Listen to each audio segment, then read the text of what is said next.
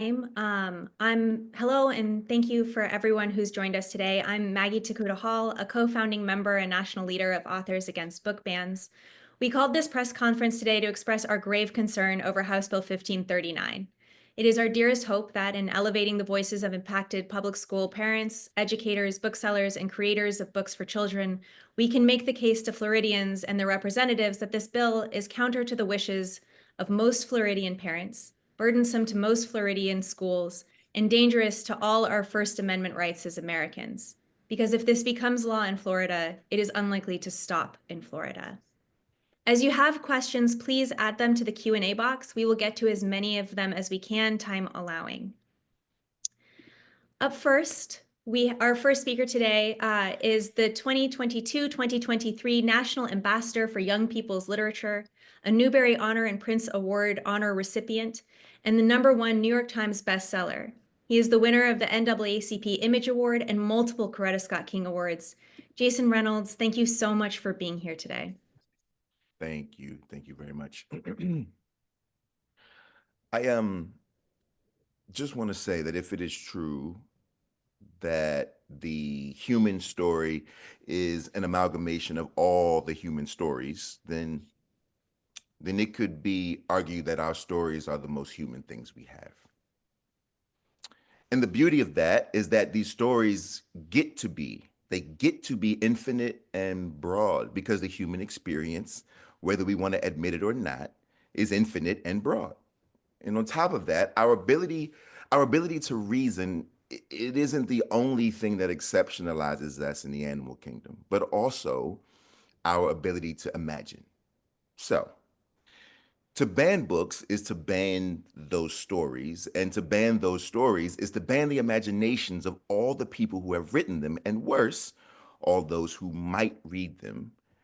And to ban those imaginations is to shoehorn the human experience into something it was never meant to be, which is small and homogeneous. And homogeneity breeds fear, and fear breeds hate. And I'd argue that hate breeds more hate, and more hate breeds hopelessness, and hopelessness breeds apathy, and apathy breeds the suffocation of creativity. And if we feel no desire to make anything, if we don't feel free enough to create, then we have in fact chosen death. Death of the mind, death of the spirit, death of the heart, death of the tongue, death of the will, death of the future, and in this context, death of the American experiment at large. This is not a conversation over salacious language in Florida. And to speak about it as such is to make light of the true matter at hand. This is a conversation about whether or not children, our children, all children, get to know what should not be a secret kept from them, that there is a world inside of them and there is a world outside of them too. And that both of those are meant to spark their imaginations and activate their desires for more empathy, more compassion, more creativity and expression, more vocabulary, more justice, more fairness, more than what I've known or shown, more than what their parents have known or shown, more than what politicians and lawmakers have known or shown. There is no fault in that, and no one will ever be able to convince me otherwise. Thank you. Thank you so much, Jason. That's so powerful and so true. We are very grateful today to be joined by our next speaker. She is a parent of children attending public school in Orange County, Florida, and also a tireless advocate for literature. A co-founder of the Florida Freedom to Read Project, Stephana Ferrell, thank you so much for not only speaking here today, but for everything that you do for all of us. Thank you.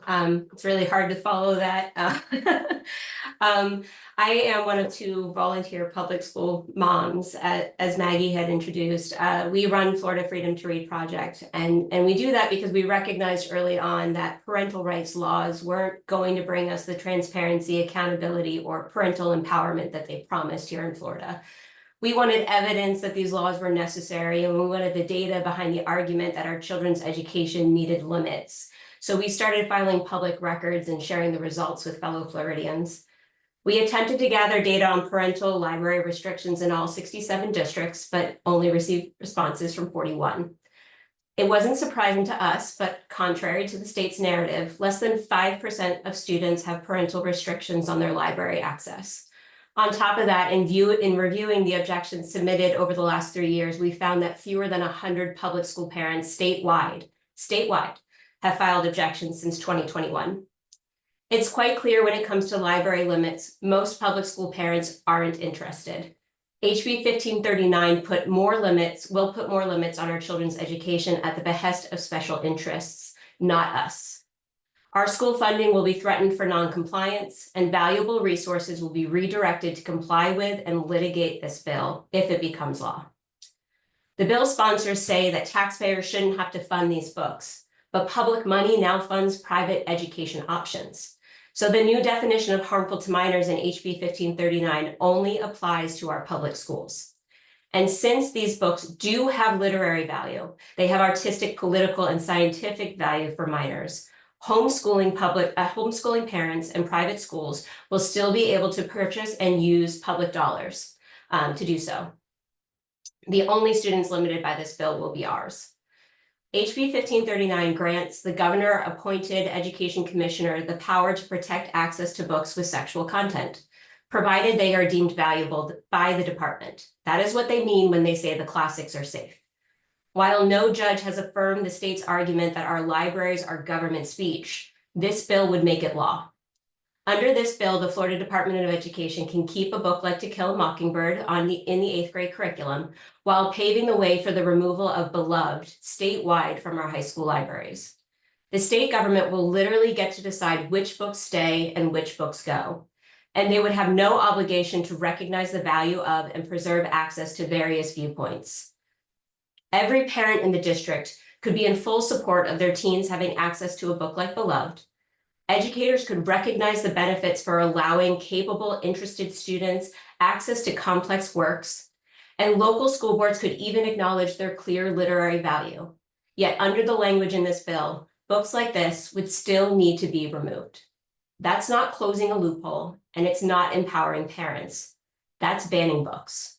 Thank you. Thank you so much, Stephana.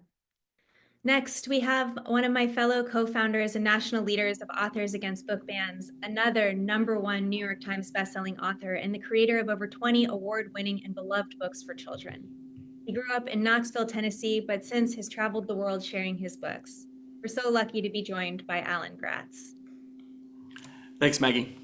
I'm mostly known for my historical fiction, but in 2017, I published a novel called Ban This Book. In that story, a 4th grade girl and her friends fight back against a series of school book bans brought about by a single member of their community. The real problem comes when the book banner convinces the school board to skip their own review process for challenged books. Soon, the school board is unilaterally removing dozens of books from library shelves based only on what one parent deems offensive. Florida House Bill 1539, like Senate Bill 1692 before it, would essentially do the same thing. The freedom of speech and the freedom of the press are explicitly protected by the First Amendment to the United States Constitution, unless such expression is deemed obscene. To be determined obscene, a book must meet 3 criteria. First, whether the average person would find that work, taken as a whole, appeals to the prurient interest. Second, whether the work depicts or describes in a patently offensive way sexual content specifically defined by applicable state law. And third, whether the work taken as a whole lacks serious literary, artistic, political, or scientific value. This standard is known as the Miller test, and it was established in a Supreme Court ruling in 1973. Importantly, to be labeled obscene, a work has to meet all 3 criteria. Florida's proposed HB 1539 would do an end around the Miller test by eliminating the 3rd most crucial component of determining if a book is obscene, whether a book taken as a whole lack serious literary, artistic, political, or scientific value. Under HB 1539, a book would now just have to be shown to appeal to a prurient interest and depict offensive sexual conduct to be banned without any opportunity for a critical review. And offensive to whom? The Miller test clarifies that the standard for obscenity is whether or not the average person would find a book obscene. But it is not Florida's average citizens who are initiating book bans. As Stephana said, fewer than 100 parents statewide have filed library objections since 2021. Yet Florida ranks first nationwide in book bans, with more than 4,500 banned books during the last school year alone. The state of Florida already allows parents to restrict what books their own children have access to in their school libraries, yet only 5% of Florida parents have done so. If you're looking for the average Floridian, you will probably find them among the 95% of parents who are happy with the books that trained teachers and librarians have chosen for their children. The message of Ban This Book is that no one has the right to tell you what you can and can't read, except your parents. What your parents can't do is tell other parents what their kids can and can't read. HB 1539, promoted as a bill to protect parental rights, would let less than 100 Florida parents and a handful of state legislators do just that. Take away the right of millions more Florida parents to make decisions about what books their own children can and can't read. Thank you. Thank you so much, Alan. Ruth Witter, MLS, is the current FAME president and a district library media specialist. FAME is the Florida Association for Media and Education, the primary organization for the advocacy and support of effective school library media programs in Florida. As part of a retired military family, she has called Florida's Panhandle home since 2007. Thank you so much for being here, Ruth.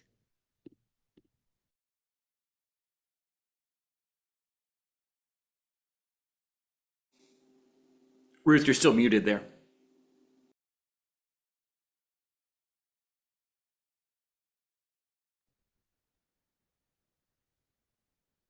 All right. Thank you for that. Sorry about that. It's my privilege to be here today. So this week I had the opportunity to watch the House committee meeting where House Bill 1539 moved forward. And I'm really, really concerned about the way the members were evaluating the materials that were presented.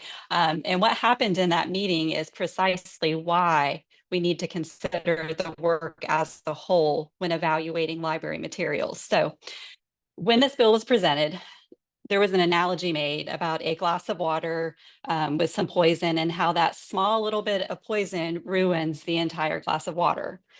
And from this, the representatives were responding and they were seemingly given packets of information that had isolated passages or packets that had isolated passages from books. And through this whole process, they determined that those books were inappropriate based on a packet that was given to them, dropped off to them, and they decided without seemingly reading or reviewing the material that those books that they probably don't even know the title of are inappropriate. So in a scenario where you take adults and you put them in a committee and you give them passages and you tell them this is not appropriate, they're deciding, oh yeah, we agree. Based on what we see, this material is not appropriate. They're not looking at the value. They're not looking at the book. They're not looking at the main idea of the story and the intention of the story or the story that's being told. So that's a very big contrast. If you contrast what's happening across our state when school districts have a really high burden here, and they've had a really high burden since 2022 when House Bill 1467 was passed. So when we get a challenge on a book, we have to read it, review it. We have to apply criteria to it. We have to apply state laws to it. We have to read it in its entirety and make a decision. And when we put this prevailing group of adults into a committee together and they're deciding that these books are indeed appropriate when they're placed and and made available to the correct students. So what has been portrayed to everybody is that we're taking these books that have sexual content in them, and we are somehow giving them to younger students, like elementary age students. And that's not the case. When these materials are being located, they are indeed available to high school students, and these adults that are reviewing them and reading them, school administrators, librarians, teachers, parents, they are saying, yeah, they have value. Another thing that happened in the committee meeting the other day is they were interchangeably using the word pornographic with sexual content. And I think that's done very heavily for the shock factor. It's not a word that can be used interchangeably, but yeah, it is consistently when these bills are being presented that this material is indeed pornographic, and it's not. It just contains sexual content. And when it is made available to students, it needs to be age and grade appropriate. So another thing that happened in this meeting is there was a bill that was very favorably passed that acknowledged that Florida has a problem with human trafficking. The presenter of the bill said that Florida is third in the nation for human trafficking, yet this bill, if passed and if implemented, would remove books that address the topic of human trafficking. And so you take a book like Sold by Patricia McCormick, and not being able to consider the value as a whole, there are going to be committees across the state of Florida and school districts that remove this material. So on one hand, we're acknowledging, hey, we have a problem, and it is a real problem, but we're saying, yeah, so sorry, we can't have a book about it on the library shelves. So last thing I just really want to cover, or two more things I want to cover, is that they alluded in the meeting to some type of rating system, and the presenter talked about how we rate movies and said, why don't we have something like that for books? But we do. And House Bill 1467 requires that we have to consult peer review journals, and peer review journals, of course, give us our age recommendations. He misspoke and said that a publisher puts an age recommendation on there so they can push a book through to a school. And that's not what happens. There are professionals out there that read, review, they vet the material, and then they make an age recommendation to us. And we consult several sources when we're deciding whether or not a book is appropriate for our library. So there is already something in place. And I think what they're alluding to is they want a rating system that puts something in a category like 1 through 5. And the problem is there isn't anything out there. There isn't anything out there like that is from a valid, vetted process. This information could be coming from anywhere. We don't know if somebody's reading the book. We don't know who's reading the book. We don't know who's rating it, what logic they're applying. And we know that because when we look at it, it's not consistent. And lastly, just the idea, there's this false narrative somehow that librarians and teachers are trying to somehow indoctrinate children, students, and trying to intentionally put material into the hands of students. And that could be farther from the truth than what I have seen. The librarians that I know are the most concerned about putting age appropriate, relevant material into the hands of our students in Florida. Thank you so much, Ruth. Thank you. Our next speaker is not only a 3-time National Book Award finalist, New York Times bestseller, and winner of the Joyce Carol Oates Prize. She's also the owner of the independent bookstore Lynx Books and a parent of children attending public school in Gainesville. Lauren Groff, thank you so much for speaking today. Thank you. Thank you, everyone, for being on this call. As Maggie said, I am a writer. I am a bookseller with the Lynx up here in Gainesville, and I do have 2 teenagers in Florida's public school system here in Alachua County.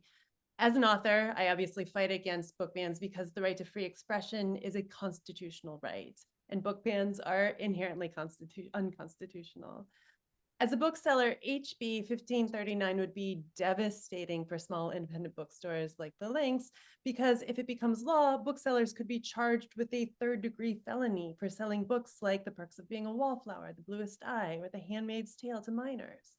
This would make it absolutely impossible to function as a bookstore and would put the livelihood of my 10 employees at risk. But it's mostly as a parent that I speak today. I am outraged.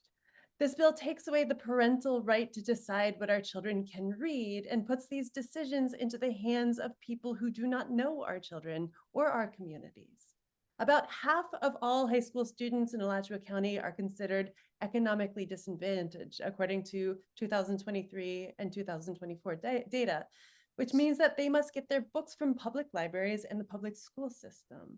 By stripping these children of books that speak to their lives, legislators are impoverishing the educational futures of these children and making it hard for them to compete with children from other states. But it's only impoverishing the public school system. Private schools will still be able to assign these works in the classroom to students of the same age and capabilities, and that makes it possible in private schools to have enriching discussions about the complex ideas in these books. Even if a public school parent can provide access to these banned books at home, they can't replace the learning loss that happens when fundamental ideas are kept out of the classroom. To uphold the intellectual growth of one set of students in order to suppress the intellectual growth of another set of students is disgusting. It is unfair. It is cruel. The school library should offer all students equal access to materials that hold literary, artistic, political, and scientific value. But if HB 1539 passes, our local officials, educators, parents, and students will not be able to decide for ourselves and for our communities which books these are. Not to mention that this law, being unconstitutional, will open up a Pandora's box of extremely expensive lawsuits, which taxpayers of Florida will have to pay for. These laws are a disaster for our children, for my own children, who, like all of the children of Florida, regardless of their socioeconomic status, deserve the best education that Florida is able to give them. Thank you. Thank you so much, Lauren. And thank you for bringing so many aspects of your life to this today.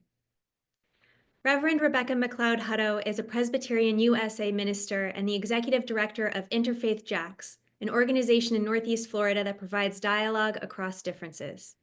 Her family lives in Jacksonville, Florida, and has 2 children in the Duval County Public Schools, ages 14 and 9. Rebekah, thank you so much for speaking today. Thank you so much, Maggie. As you said, I'm a parent of 2 Duval County public school children, both of whom love to read. I'm also the child of a teacher who taught education and children's literature on the college level. I know reading is essential to a child's development and how they make sense of the world.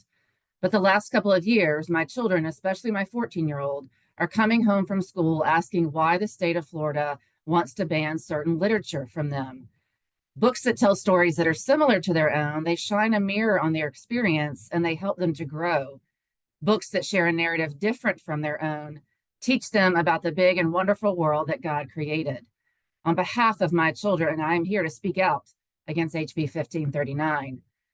Additionally, as Christian clergy, I would like to read a portion of a letter submitted to the House Education Administration Subcommittee from clergy all over the state of Florida. In part, it reads, "As faith leaders from across Florida, representing a broad spectrum of religious traditions, we write in firm opposition to House Bill 1539, which would expand book bans in Florida schools. This legislation raises significant moral, educational, and constitutional concerns. We are called by our various faith traditions to seek truth, to nurture compassion, and to advocate for justice. HB 1539 violates all 3. It removes from children the opportunity to learn from diverse perspectives. It silences marginalized voices, and it promotes fear over understanding. It threatens the spiritual and emotional well-being of students who already face discrimination. We believe this is an issue of religious liberty, which must include freedom from the imposition of any single religious viewpoint on all Floridians.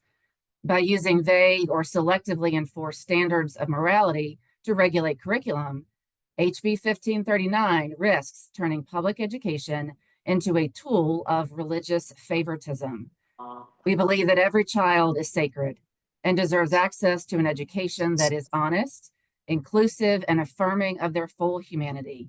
HB 1539 betrays that trust. We urge you to oppose it and instead promote policies that support educators, that respect parental diversity, and uphold the dignity of every student in Florida's public schools. Let us lead with love, not fear. So in conclusion, as a mom of both Florida public school children and Christian clergy, I plead with legislators to oppose HB 1539 so that our children can grow their imaginations with a wide array of literature. My children deserve a public school environment that is free from selectively enforced standards of morality. Thank you. Thank you so much, Reverend. Our final speaker today is a titan of American literature, the co-owner of Books and Books at the Studios in Key West, Florida, a recipient of the Library of Congress's Living Legends Award, the National Book Critics Circle Lifetime Achievement Award, a 2023 Time Magazine Most Influential Person, and the reason countless American kids have fallen in love with reading over the last 50 years.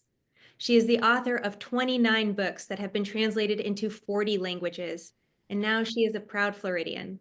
We are so honored today to be joined by Judy Blume. Thank you, everyone, and thank you for your moving and wonderful and honest remarks. I'm going to give you a personal story here. So I spent the 2 most formative years of my childhood in Miami Beach, where I attended 3rd and 4th grades. This was in 1946 to 1948 at Central Beach Elementary School. I loved Miami Beach, and I loved studying the state of Florida. But most of all, I loved the school library. My school in Elizabeth, New Jersey was quite a beautiful and modern school, but we had no school library. So my mother, a reader, would take me to the Elizabeth Public Library every week, where I chose the books I wanted to check out. But at Central Beach Elementary School, I was free to select books any day I wanted. And what a library it was, with gorgeous murals painted on the walls depicting characters in books. I wanted to live in that library. The last time I was there, not that many years ago, the murals were still there, though it was no longer the library. My mother, a warrior, never worried about the books I was reading. To my parents, reading was a good thing. I often say the greatest gift my parents ever gave me was the freedom to read widely and to choose the books I wanted to read. Now, all these years later, and after writing for 50 years, that's 50 years, I founded with my husband a nonprofit independent bookstore in Key West.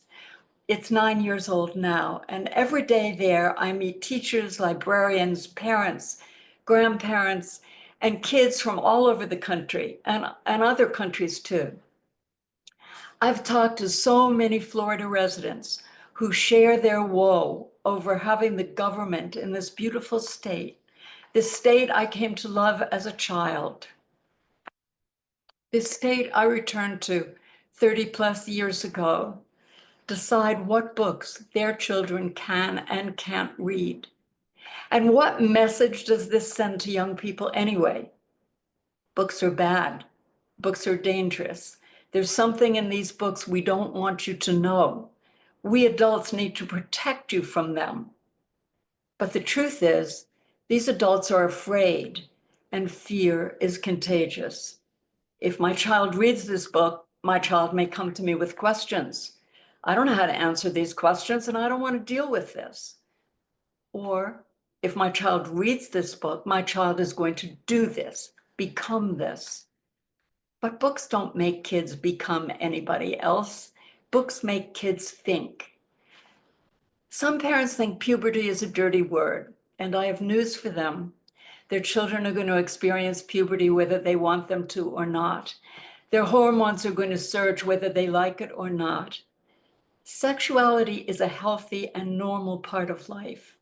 That's the message I want to send to kids, but I also want them to learn to take responsibility for their actions. I want them to see the pros and cons when they're making decisions. Characters in books can help them see both sides. Characters in books can help them feel less alone. I want to read you a little letter. I get a lot of letters, from kids and grown-ups, thousands and thousands, but this is just one little letter. Dear Judy, it's about midnight here and I just finished reading your book, Forever. I was involved like Michael in the book, She and I were together for 6 months. We were engaged. And then something happened and she fell out of love with me. I tried to kill myself, but at the last minute, I made myself throw up the pills I had taken. Then I heard about your book. It really helped me see that the 6 months with her were the best 6 months of my life.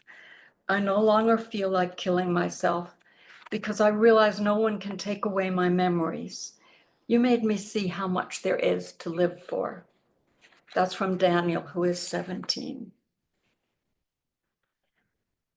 Kids aren't going to read if they don't find that one book that speaks to them. Maybe it's funny. Maybe it's a graphic novel. Maybe it's a fantasy. Librarians can lead them to that book. And librarians can save lives by giving the right book to a struggling kid at the right time, something I've seen more than once. If we want kids to read, and I know most of us would agree that we do, then please don't deny them the chance to find that right book at the right time. If I were in front of the committee discussing this bill, I would ask them what exactly they're afraid of. Do they really believe they're protecting young people from evil by banning books? I would say it's the kids who are the real losers here. Thank you. Thank you so much, Judy, and thank you for sharing that letter with us all today. Currently, the Florida House and Senate have a $4 billion gap between their proposed budgets. Bargains will have to be made. We beseech this legislature not to sacrifice the education of Florida children, nor our First Amendment rights to strike a deal.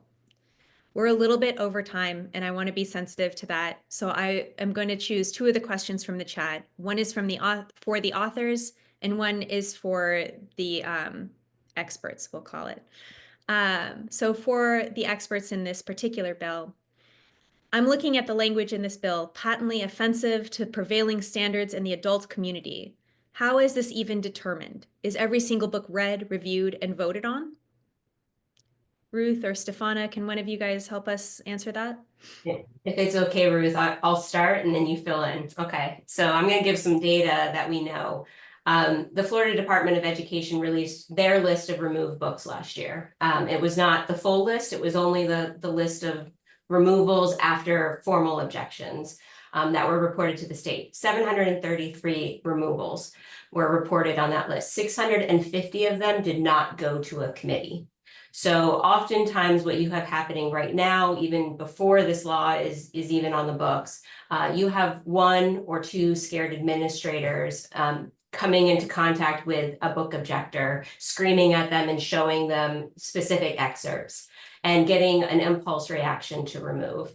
And it's more just to quiet things down and not take things to committee review, because oftentimes when we do still get committees together, as Ruth had said, when people have the opportunity to read a book in its entirety, to debate it amongst themselves, what, if anything, if there's a right age group for this book, would students find this of value? More often than not, they decide to keep the book. And that's not a loophole. Again, that is just the American way, right? We all understand and appreciate the First Amendment, and whether we truly love a book or not, we can see its value, we can understand its value. And so when given the opportunity, committees usually end up keeping books. The problem is, yes, this bill is trying to silence and stop those committees from happening, and I'll let Ruth take over. Yes, thank you, Stephana. That was a very good explanation. So I'll just kind of put that into practice a little bit of what would happen. So, you know, when we do look at books and we're reviewing them, you know, the adults on the committee are reading the books in their entirety, and then they go through all three of those things that Stephana just mentioned. So we look at, you know, does it appeal to the prurient interest? What are the adult standards in the prevailing community? And we're going to be getting a lot of that out of what that committee thinks, because they're the ones that have read that material. But in addition to that, you know, we can look at the peer reviews, because the peer reviews are other people that have also read the book in its entirety. So that is a literary professional who has said that this book is acceptable for that age group. So then if this bill does pass and House Bill 1539 does get implemented, I think about sitting in front of a committee and I think about only having to go through steps A and B. Why would I not want them to look at the literary value, the scientific, the artistic value of material? I mean, I think it would be highly confusing to be in that situation, to be a committee member. I don't know that they would necessarily know what decision to make. And then the fear would be, of course, that what happened in the committee meeting this week, where things were seemingly judged just by those passages that they were given, is that that's what they would feel like they would have to do when they're in that committee situation that we know right now with the implementation of 1467 from 2022. We know that we were given this task and we were given this charge to make sure that we had those review committees, to make sure that we had the objection process, to make sure that things were age and grade appropriate. There's just already things there in place. So we have a process and things are there and they're working. So I fear what this would do to that process that's already been put into place. Thank you both so much. Our last question today is for the authors who are here. What happens to creativity and imagination for students and for creative people under book bans? Take it away, Judy. Judy, you're on mute, I think, unfortunately. Okay. No, I'm telling Lauren or Jason to do this. I mean, okay, what happens? Say it again. What happens to imagination and creativity?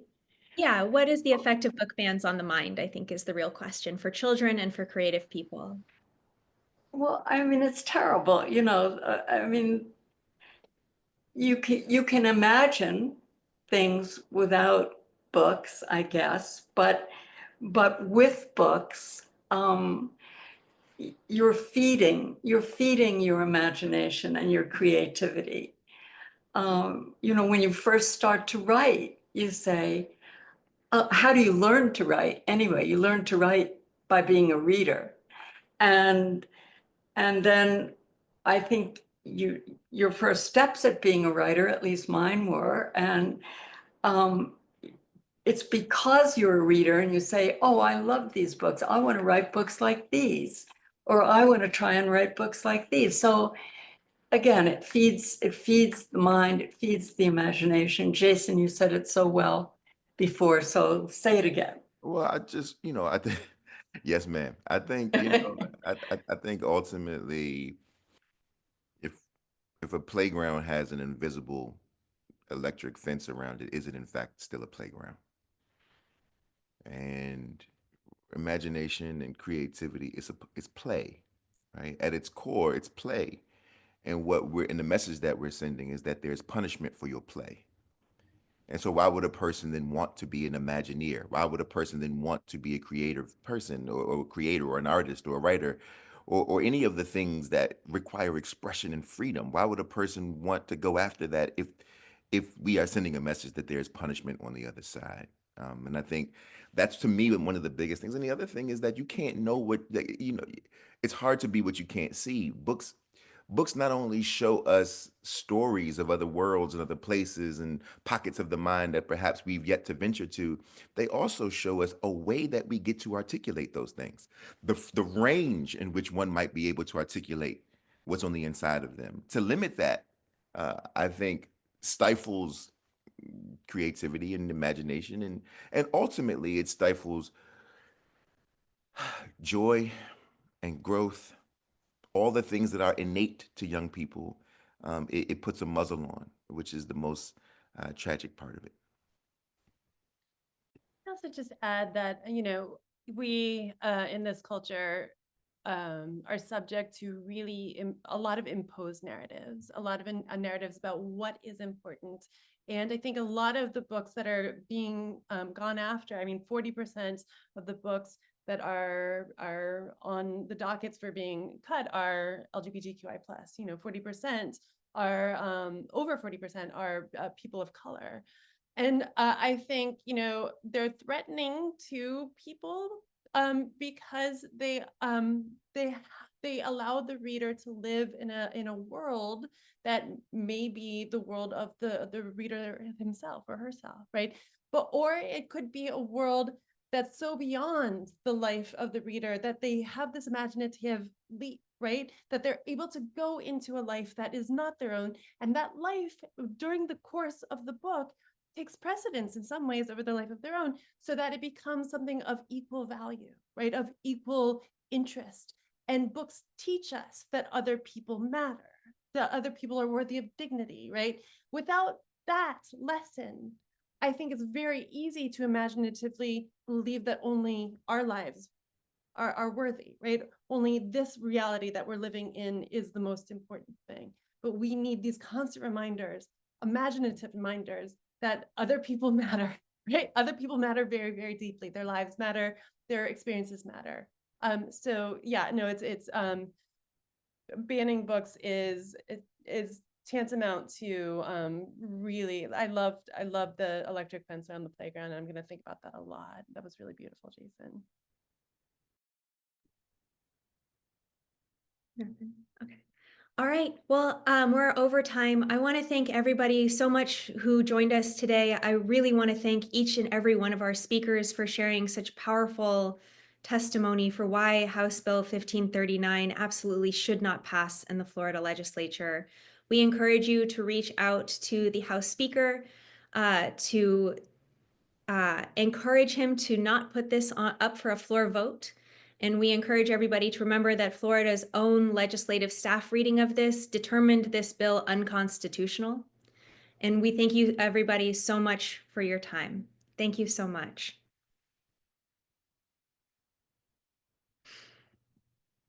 And everyone's free to go. I'm just going to stay here for a second. I didn't chime anything in. Everybody said it great at the end. Everybody said everything that I was going to say. You all did a beautiful job.